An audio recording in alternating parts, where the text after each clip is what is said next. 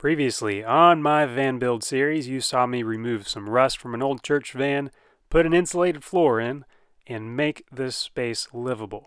It was overbuilt like a tank, but that didn't matter because I was rearranging things and wanted to see if the layout would change. But before I was able to do that, I was beginning to have starting problems in the middle of winter, which certainly complicated it when it came time to go to work and your van doesn't start. So I still had my Honda Fit, but having to park both vehicles and simultaneously have the ownership of a motorcycle, it was beginning to be quite a handful. On vacation, I was given a different perspective of how things were piling up, and I realized it is time to change.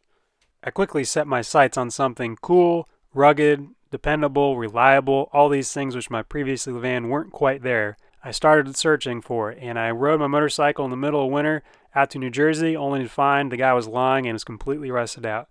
A couple weeks later, I went to Philadelphia to do the exact same thing, and it too was completely rusted out. And on my way back, I saw a third van. Now this time, the guy wanted twice what it was worth. So while it was beautiful, had low mileage, this was way out of my price range. Now luckily in Florida, someone was shipping a van to some place near my backyard, and it was about a month or two later that I actually went and found it for sale, and it was a 2002 Sprinter Freightliner 2500 158-inch wheelbase, and it's now mine. Yes! The paperwork was done. It took a little bit of title work because there was some iffy, questionable things going on in the transfer, but we settled on a term, and I picked it up, and now came time to sell my old van, which actually happened pretty quickly, and it took a little longer to sell the Fit, but that too sold, leaving me just with a beautiful motorcycle and an incredibly spacious, able to haul both a riding mower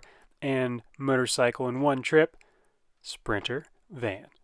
Now, all this space and all these options gave me an idea of what to do with the inside to make it look better, and I had an idea, this special color that was a little bit different, that I got an idea from a Russian plane, and it was really cool and peaceful. I still had my other motorcycle, which I'd been using this point to work on the van and use a motorcycle to go work so I could leave the van stationary, but at the same time, that motorcycle had problems, and I thought, what better way to solve this by buying another motorcycle, because who wants to work on the last one? So I did that.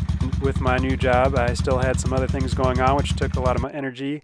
So once that was done, I realized my second motorcycle now had a coolant leak, which also made problems starting and making it hard to go back to work. So I went back to my first bike and made that 100% by fixing the brakes, which took a while, but eventually got there. And once the heavy lifting was done, I had to get my endurance up for my first ever Army 10-miler, which I did actually complete just under 2 hours, which was my goal, so I was happy for that. What a beautiful thing. Now, I did have a little bit of free time to, work on the van and not do other frivolous things. And when problems arise, like, belts falling off, you don't worry about them. You just fix them. Because when you have free time, you spend it sitting in traffic and not actually working on your van, because that's what people, tend to do these days. So I eventually got on the bandwagon and did get this project rolling because I wanted to look cool and also have something to share. So subscribe, hit that thumbs up, ring the bell so you can see what happens next. Thanks, y'all. Peace.